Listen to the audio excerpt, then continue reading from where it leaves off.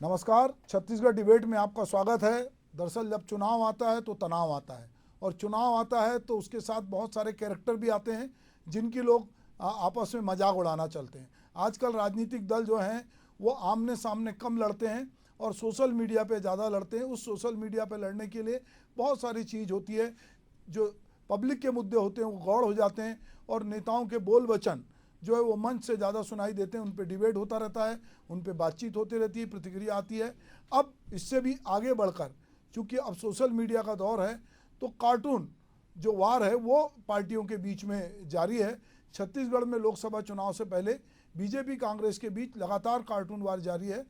प्रदेश भाजपा ने राहुल गांधी, चरणदास महंत, कवासी लखमा पे cartoon post कर हमला किया था। अब कांग्रेस ने प्रधानमंत्री नरेंद्र मोदी पे कार्टून वीडियो बनाकर पलटवार किया है। कांग्रेस का यह कार्टून वीडियो मेरी मर्जी थीम पर बनाया गया है, जिसमें ईडी के छापे, वादा खिलाफी, किसान पे लाठीचार्ज, अडानी की दोस्ती, महंगाई, ईवीएम मशीन में गड़बड़ी, मंदिर मस्जिद को मुद्दा बनाने से लेकर मणिपुर पर पीएम की लंबी चुप्पी का उल्लेख किया गया। अंत में इसी वीडियो में राहुल गांधी का भी कार्टून है। प्रधानमंत्री नरेंद्र मोदी और राहुल गांधी के बीच मेरी मर्जी को लेकर जंग दिखाई गई है। राहुल गांधी इसमें अन्याय के खिलाफ देश को जोड़ने और बीजेपी की पोल खोलने की बात कर रहे हैं। छत्तीसगढ़ कांग्रेस ने इस वीडियो को सोशल मीडिया पे पोस्ट कर लिखा है, तेरी मर्जी नहीं चलेगी। कांग्रेस द्वारा जारी कार्टून को लेके मुख्यमंत्री छत्तीसगढ़ के उन्होंने कहा है कि मोदी जी की मर्जी कहाँ चलती है। भाजपा का संकल्प पत्र तैयार करने में देश भर से आवेदन मंगाए गए, तो उससे मिला जुला एक संकल्प पत्र तैयार किया गया। इसमें पूरे देश की मर्जी है। हम आज इसी मुद्दे पे चर्चा करेंगे, लेकिन इसके पहले देखते हैं कि इस पर राजनेताओं ने अपनी क्या प्रतिक्रिया दी है। देखिए, आज जो मेरी मर्जी वाला कार्टून जारी हुआ उसके बाद भारतीय जनता पार्टी तिलमिला गई। तिलमिलाहट होना स्वाभाविक था, क्योंकि जो चोट लगी है वो सही जगह लगी है। नरेंद्र मोदी जी पिछले 10 साल में तानाशाही ही तो कर रहे हैं। न्यायपालिका, संवैधानिक संस्थाएं, तमाम तरीके के जो हमारे संवैधानिक इंस्टीट्यूशन है, सबको बंधक बना दिया गया है। वही होगा, खाता न वही जो नरेंद्र मोदी बोले वो सही। और उसी को इंगित करके कांग्रेस पार्टी ने इस वीडियो को जारी किया है। इस वीडियो जारी होने के बाद जो भारतीय जनता पार्टी की तिलमिलाहट है वो सामने आ रही है। और यह जो वीडियो है यह इस देश के वर्तमान हालात का आईना है। मोदी जी की मर्जी कहाँ चलती है, तो अभी जो संकल्प पत्र बनाए हैं उसके लिए पूरे देश भर से सबका सुझाव मंगाए, ऑनलाइन भी मंगाए, चिट्ठी से भी मंगाए, और सब को मिला जुला के जो मोदी की गारंटी 2024 और संकल्प पत्र है वो बना है। तो उसमें तो पूरे देश की मर्जी है। तो अभी आप सुन रहे थे कि कांग्रेस के प्रवक्ता कह रहे थे कि जो मनमानी हो रही है उसका प्रकटीकरण है ये कार्टून, और छत्तीसगढ़ के मुख्यमंत्री कह रहे थे कि ये मोदी की मर्जी नहीं है, जो संकल्प पत्र बनाया गया है उसमें सब लोगों की बात ली गई है। अब सवाल ये है कि पूरा चुनाव मोदी जी के नाम पे लड़ा जा रहा है, और जो कुछ पूरे देश में भाजपा कह रही हो, भाजपा से ज़्यादा नाम आज की तारीख में मोदी जी का है। तो निश्चित रूप से हम देख रहे हैं कि छत्तीसगढ़ में या पूरे देश में सोशल मीडिया के जरिए या अलग अलग पोस्टर के जरिए एक कार्टून की लड़ाई, एक दूसरे पे कहीं ना कहीं ऐसी तीखी टिप्पणी या तंज किया जा रहा है। तो वो तंज किस तरह से है उसको लेकर हम बातचीत करेंगे। तो हमारे साथ बातचीत करने के लिए भाजपा की ओर से दिनेश अग्रवाल जी हैं और कांग्रेस की ओर से सत्यप्रकाश सिंह हैं। तो चलिए सबसे पहले सत्यप्रकाश जी, मैं आप ही से शुरू करता हूं कि 100 सुनार की एक लोहार की, आप लोगों ने एक कार्टून अंततः एक वीडियो जारी किया। इसके पहले भाजपा लगातार आपके बहुत सारे नेताओं पर कार्टून बना के जारी कर रही थी, और इस पर हमने बातचीत भी की थी। अब ये जो वीडियो आया कार्टून वीडियो, इसको लेकर क्या कहना है आपका, और क्या इसमें मुद्दे हैं जो जनता को अपील कर रहे हैं?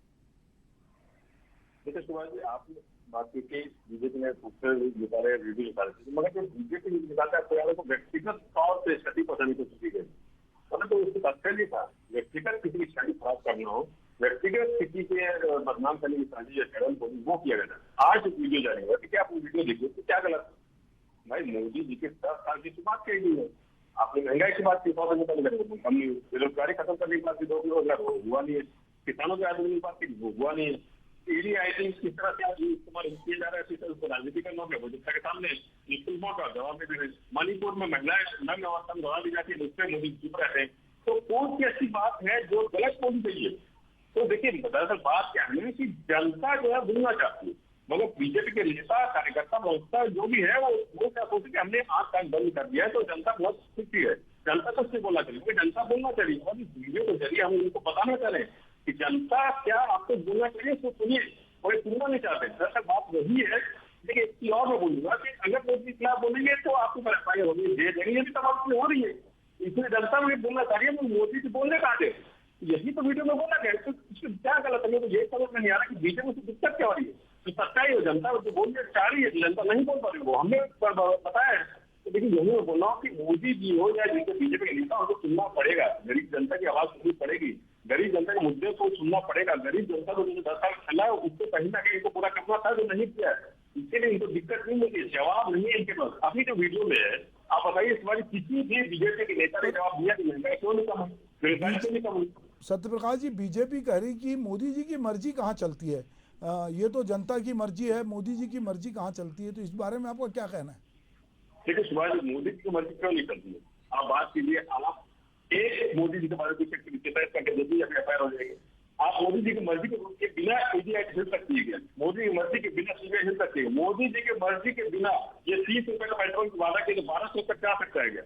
अगर यही मैं बोलूँ, मोदी जी के बगैर एक चीज बोले, विष्णु देसाई जो मुख्यमंत्री ने बात की है, लेकिन संकल्प पत्र जो बनाए हैं उसके लिए भी जो आवेदन मंगाए थे, उसमें भी कई आवेदन आए, जो महंगाई की बात की, युवा रोजगार की बात कर रहे हैं, तो वो क्यों नहीं उन्होंने सुना? वो क्यों नहीं उसमें डाला? एक तो उनको घोषणा पत्र उठा के देख लीजिए, रोजगार की बात है, महंगाई कम करने की बात है, हम महिलाओं को आर्थिक सशक्त करने की बात है, ना आदिवासी ना किसानों के लिए बात है, ना आदिवासी के लिए बात है। तो उस पत्र में भी जनता की कहाँ सुनी गई है? इसलिए बोला कि मोदी जी के बिना बीजेपी में कुछ नहीं हो सकता, ना खाता ना भाई, मोदी जो बोले वही सही। चलिए, बीजेपी के नेता हमारे साथ जुड़े हैं, दिनेश अग्रवाल जी से पूछ लेते हैं कि बीजेपी में मोदी जी के बिना क्या क्या होता है और मोदी जी की मर्जी से क्या होता है, और ये जो कांग्रेस ने कार्टून ये वीडियो जारी किया है उस बारे में बीजेपी क्या कहती है। दिनेश जी। जी नमस्कार। नमस्ते नमस्ते जी दिनेश जी, ये जो वीडियो जी, कांग्रेस एक डरी हुई पार्टी है जी, इसने 70 सालों से देश के लिए कुछ किया तो नहीं, सिर्फ फालतू की बातें करने की इनको फुर्सत नहीं है, क्योंकि जनता जनार्दन अपना फैसला सुनाती आ रही है और जिस हिसाब से कांग्रेस पार्टी पूरे देश में खत्म होती जा रही है, आपने हमने सबने देखा है। कांग्रेस का सुपड़ा साफ हो रहा है क्योंकि महतारी बंधन योजना काम कर रही है, देश एक सुरक्षित हाथों में है, विश्व का विश्व गुरु भारत बनने जा रहा है। मोदी जी देश के नहीं और मोदी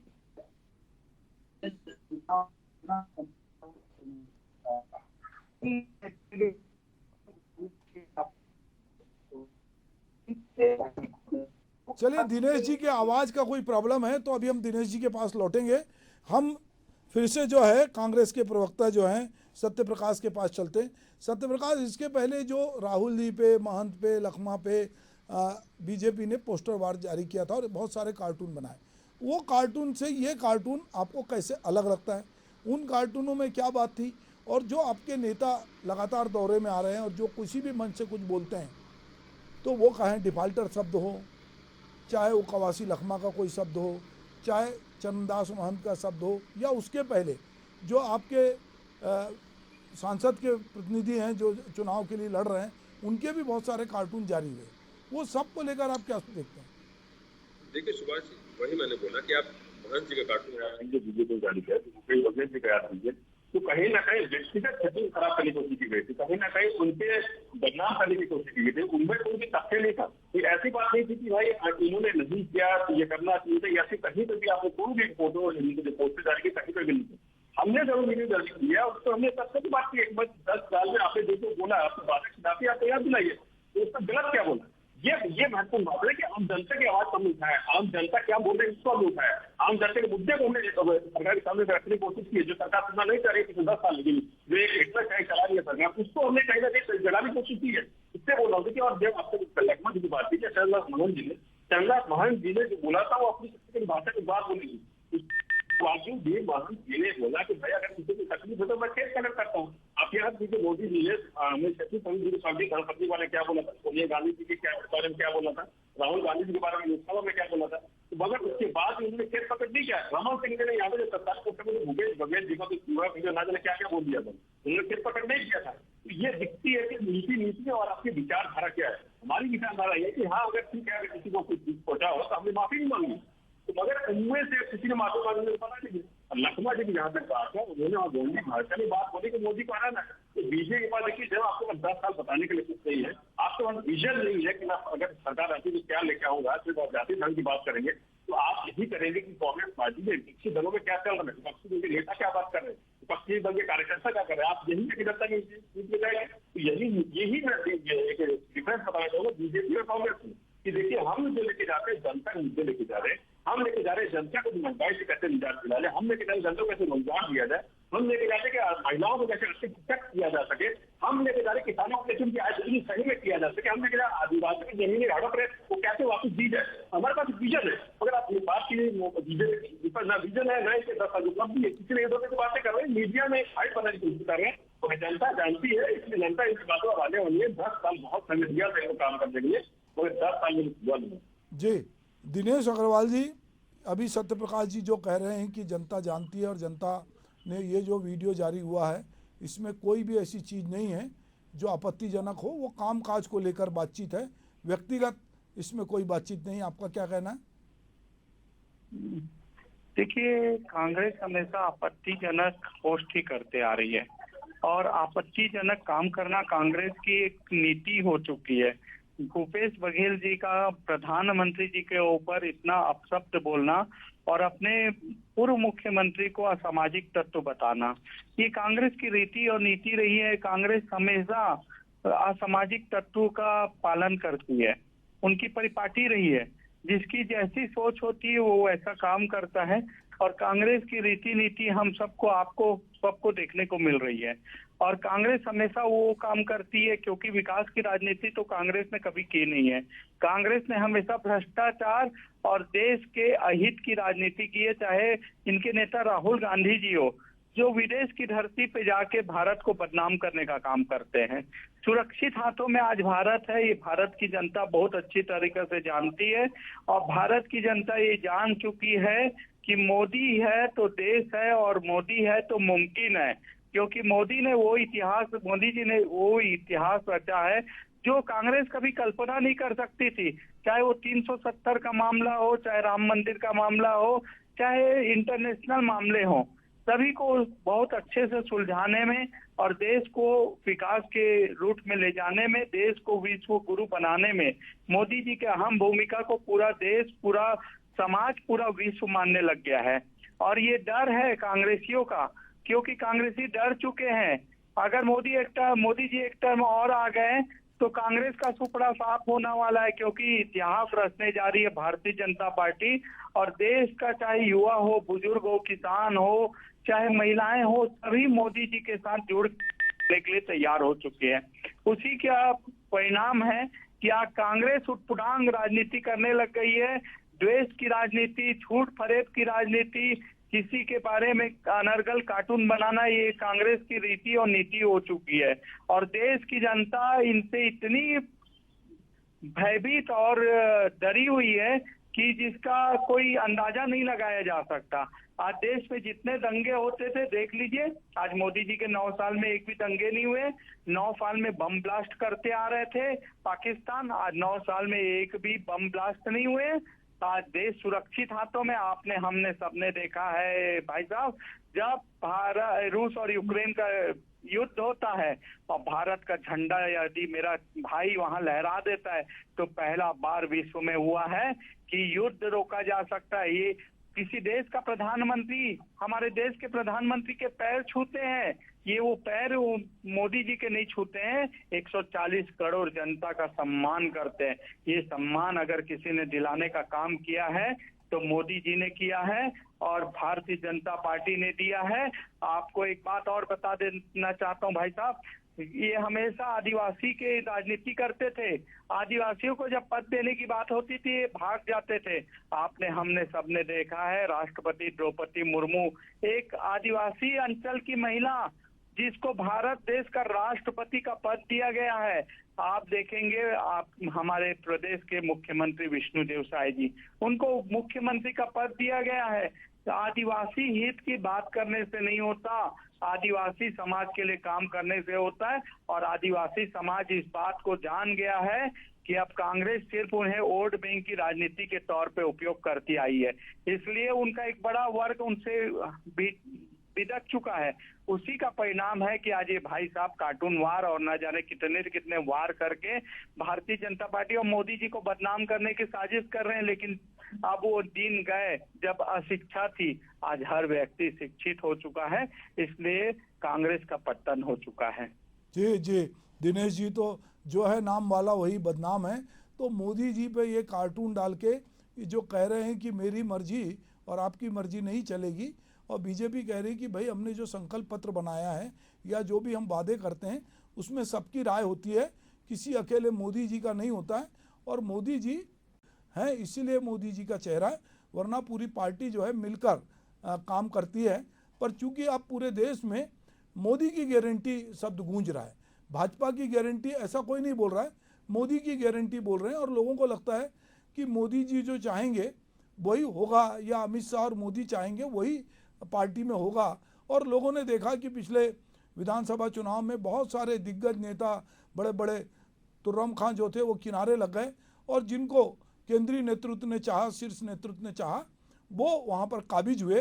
तो कहीं ना कहीं ये मैसेज भी गया कि केंद्रीय नेतृत्व जिसको चाहता है, जो चाहता है वो करता है। तो हो सकता है कि कांग्रेस ये समझती हो कि यहाँ पर मर्जी उनकी चल रही है, और उन्होंने जो मोदी जी के जो वादे थे, जिसको कि आप कहते हैं कि हम लोगों ने मोदी की गारंटी पूरी की है, और कांग्रेस को लगता है कि आपने वो गारंटी पूरी नहीं की है।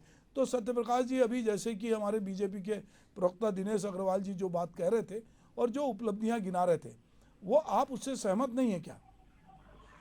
सुभाष, देखिए अभी इतिहास बना, लेकिन मोदी चले से पढ़ दिया, अच्छा दिनेश जी दोनों से नंबर पढ़ गए होंगे मोदी जी की बुक से। देखिए इन्होंने कांग्रेस की नीति की बात की है। अरे भाई साहब, कांग्रेस की नीति क्या बता दो, IAS दूसरा बोझ है ना, तो आज जैसे 5 लाख करोड़ लेके आ रहे हैं, अपने देश की बटोर दी है। इसरो ने से लेके रेलवे से लेकर जो रेलवे का जो लेके एडवांस टेक्नोलॉजी लेकर, तो हम लेके आए। आपको आज रेलवे की हालत क्या है वो सबके सामने। तो हमारी नीति छोड़ के मत बताइए हमको। आपके पिताजी आपके पूर्वज जिस स्कूल में पढ़े होंगे ना, वो कांग्रेस सरकार में बने होंगे, वो कुछ चाहिएगा। तो ये नीति हमारी रही है, ये नीति नहीं रही है कि भाई हमको बेचना है तो सरकारी संस्था को बेचना है, उसको सरकारी संस्थाओं को राजनीतिकरण करना। अब विदेशी की बात करें, अमेरिका आपके लोकतंत्र को सवाल खड़ा कर रहा है, कनाडा आपको आप दिखा रहा है, चाइना अरुणाचल में आपके शहर और नदी का नाम बदल रहा है। तो आप कहाँ से हैं? IAS आपके इंडिया में आके यहाँ पे सर्वे करके चला जाता है और आपको फिर दिखने नहीं देता है, और आप वहाँ जाके सब्जियां खा के आते हैं पाकिस्तान जाके। तो ये दिखता है कि आपकी सोच के इंटरनेशनल लेवल पे भी। और एक चीज और लोग आदिवासी को बात के लिए राष्ट्रपति जी की बात की। देखिए राष्ट्रपति दलित है, अभी वो भारत का राष्ट्रपति भगवान के घर गए, तब क्या हुआ सबने देखा है। प्रधानमंत्री जी बैठे हो मगर संविधान के हिसाब से खबर पद पे राष्ट्रपति तो वो खड़े हैं। क्यों खड़े हैं? हो सकता दलित इनसे खड़े कर दिए हुए भाई मेरी ही तो चलेगी, यही तो आपको नहीं करेगी, मेरी मर्जी। वो बैठे हैं, राष्ट्रपति खड़े हैं, ये दिख रहा है कि मेरी मर्जी किसकी मर्जी है। तो यहाँ जिसको जैसा की बात कर रहे हैं भाई से रिमोट कंट्रोल सरकार कर रही है, सबको मालूम है। जब तक वहां से पर्ची नहीं आती, जिसको पढ़ नहीं देते तब तक कुछ नहीं करते हो। तो इसलिए ये मत बताइए, जनता जानती है। जनता ने आपके सवाल को उसका जवाब दीजिए। आपके मोदी की लिस्ट तो पढ़ दी, मगर अपने जनता के मूल जो मुद्दे आपके सवाल ने जवाब नहीं दिया, भागने की कोशिश करते हैं, आपके जैसे को भागता है।